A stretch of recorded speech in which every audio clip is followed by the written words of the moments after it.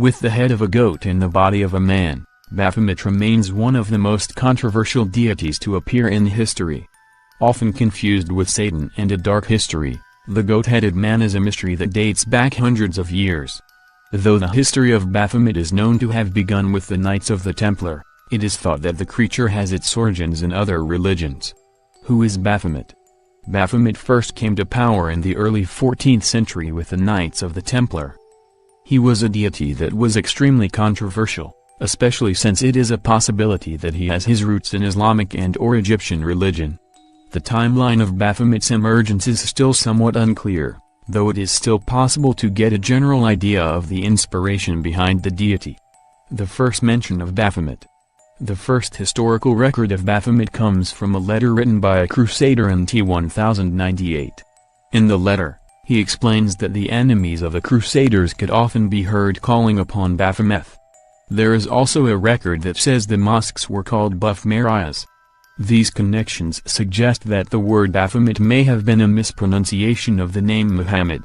If Baphomet is, indeed, a mispronunciation of Muhammad, it would explain why he is seen as an evil entity by many in modern day. This would imply that by worshipping Baphomet, the Knights of the Templar were actually adopting Islamic practices, a crime that would not be ignored by the Catholic Church. To truly understand the dynamics at work behind the creation of Baphomet, it is important to look at the Knights of the Templar and the Crusades. The Knights of the Templar. The Knights of the Templar were one of the most skilled groups of warriors that fought the Crusades. These missions, which were aimed at reclaiming the Holy Land from Muslim rule, put the Knights Templar in the Middle East for quite some time. During these years, they interacted with people who believed in Islamic teachings. This is where it is believed that they first came in contact with Baphomet. When the Knights Templar engaged in battle with the troops of the Islamic forces, records show that they often heard their enemies call out to Baphomet before charging into battle. However, it is thought that they were actually calling out to Muhammad, the Islamic prophet. There are several rumors that the Knights of the Templar adopted Baphomet as an idol and began worshipping it abroad.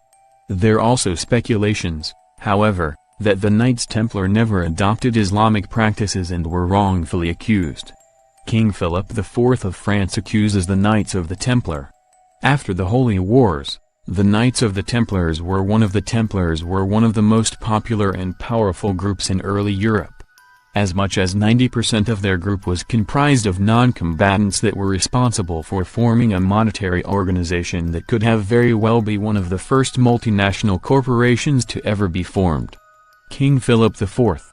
However, this posed a problem for King Philip IV of France after the end of his country's war with Britain. He was in debt to the Templar and wasn't certain that he would be able to come up with the money to repay the group. However, he didn't want to risk not paying because ignoring the debt could result in a military coup by the Templars.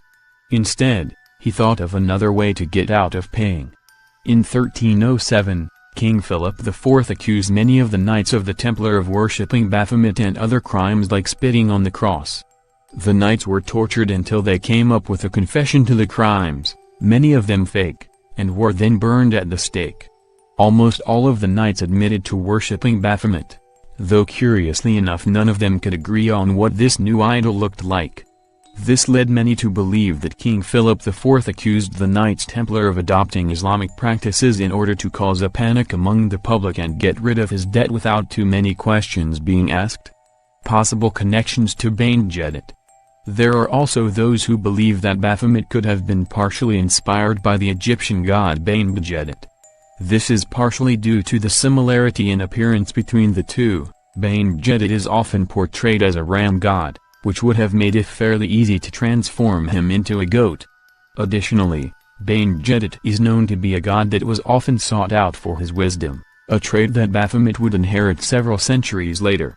Baphomet is remade in the 19th century. In 1818, Baphomet appeared again when he was discovered by Joseph Freiherr von Hammer-Purgstall, who researched the deity and his connection to the Templars in an essay titled, Discovery of the Mystery of Baphomet, by which the Knights Templars, like the Gnostics and Neophytes, are convicted of apostasy, of idolatry, and of moral impurity, by their own monuments. The essay examines the image of Baphomet and the art that surrounded the Templars and the eventual demise that befell them as a result. He hoped to discredit the reputation of the Knights Templars and their masonry work, and the Freemasons along with them. However, there were also those who contested his findings. Rival theorists thought it was likely that the images had been faked by occultists. Eliphas Levi gives Baphomet a face. In the 1850s, Eliphas Levi included Baphomet in a 2-volume occult publication that was known as Dogma and the Rituals of High Magic. In this publication, he included a hand-drawn depiction of Baphomet that would become the defining image of the creature. His image depicted a humanoid creature with a goat's head and women's breasts. The Baphomet was also shown to have a large pair of wings, horns, and a pentagram on its forehead. Hand-drawn depiction of Baphomet. This Baphomet came with an intricate description of what the image represented in the occult. The sign of the pentagram was on its forehead, which also contained the Hebrew letters of Leviathan. His hands formed the symbol of the occult and pointed to the 2 moons, the white moon of Chest and the black moon of Jibra. He was given the flame of intelligence as well and indicated that his soul was above matter even though he was tied to the earth. There was also a symbolism of eternal life with a rod that stood in place of genitals and representation of water, the atmosphere, and humanity's pursuit of the occult sciences.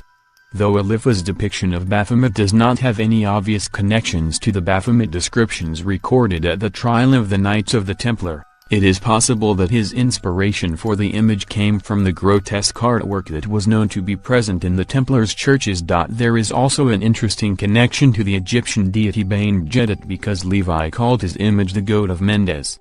This is possibly a reason for why the Baphomet of Levi has many differences from the Baphomet of the Knights of the Templar trial.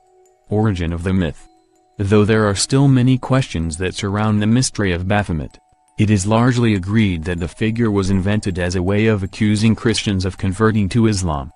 The infamy that the figure gained through the accusations leveled at the Knights of the Templar would only serve to bring more curiosity towards the deity and speculation as to the possible powers the creature holds. This shows that the Baphomet that is worshipped today was largely influenced by the desire to rediscover a possible magical deity that managed to survive the spread of Christianity.